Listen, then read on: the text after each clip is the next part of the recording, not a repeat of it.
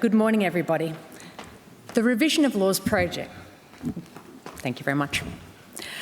The Revision of Laws project is the work underway to update the Bailiwick's regulatory framework to reflect current international standards.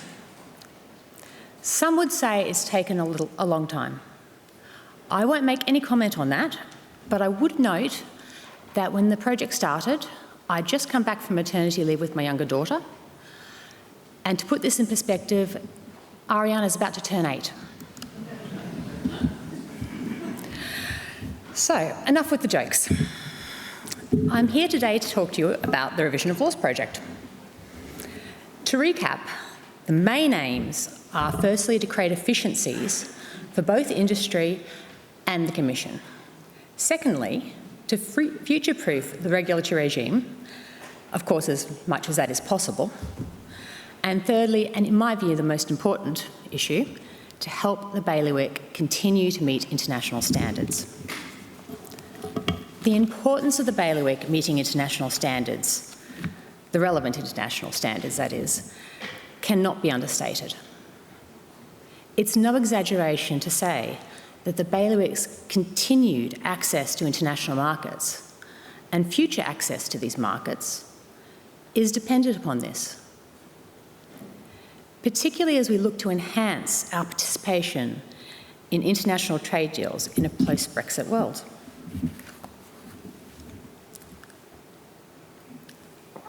The Revision of Laws project, together with its practical and proportionate implementation, will ensure that the Bailiwick is able to demonstrate its compliance with international standards, and hence should cement, maintain and improve the Bailiwick's access to international markets going forward.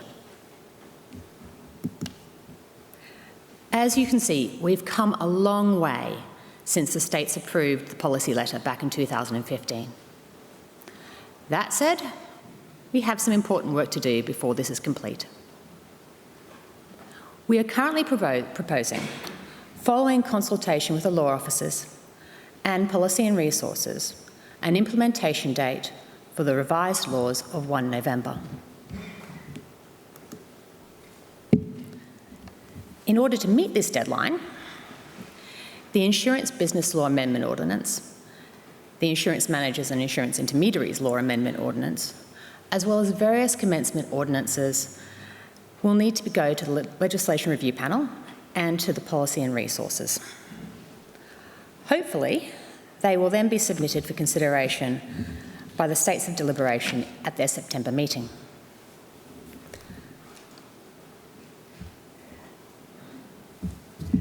Between now and summer, the Commission is undertaking public consultations on areas for the practical implementation of the Revision of Laws project.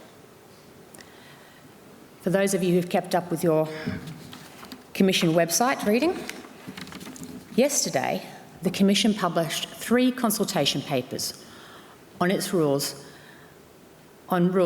it is proposing as part of the implementation of the Revision of Laws project. The first is the Ancillary Vehicle Rules. And I'd like to extend my thanks to those who responded to the discussion paper back in August 2020. We've taken on board your feedback and we've moved to consult on the draft rules. These are likely to affect you if you have a firm which holds a POI licence or a fiduciary licence.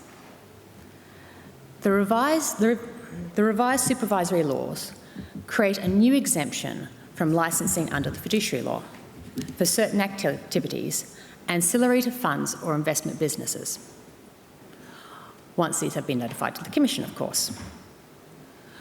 We hope that the new draft rules will provide clarity on the Commission's expectations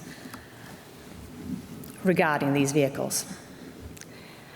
These rules should help provide certainty and a more streamlined process to those establishing new fund structures, as well as see the removal, in some circumstances, of the need to apply to the Commission for a discretionary exemption under the fiduciaries law.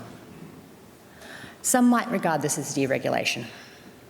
Irrespective of whether it is actually that, it will certainly reduce regulatory duplication and bureaucracy. The second are some amendments to the fiduciaries rules. These are necessary because of the changes brought in by the revised supervisory laws. The headline changes are the recategorisation of full fiduciary licensees as either primary or secondary licensees. This will make the requirements for the different types of licensees clearer. And there are also some changes in tidying up of the fiduciaries laws rules. For example, repealing the annual return regulations and consolidating identical requirements into the fiduciaries rules.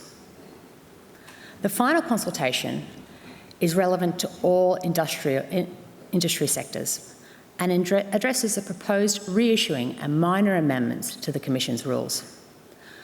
We need to do this because under the revised supervisory laws, there's some new terminology and new references that need to be included. Rest assured, there are no material policy changes set out in this paper.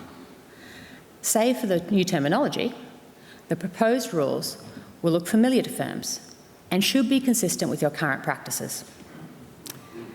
This paper is clearly signposted, so you can have a look at the rules that are relevant to your sector. Please visit the Commission's website to review the consultation papers and provide your feedback. The consultations close in 8 weeks' time on the 17th of June. The revised supervisory laws will also need new guidance and codes to help firms navigate the new requirements. As such, the Commission plans to issue further consultations on the updated guidance and codes in June.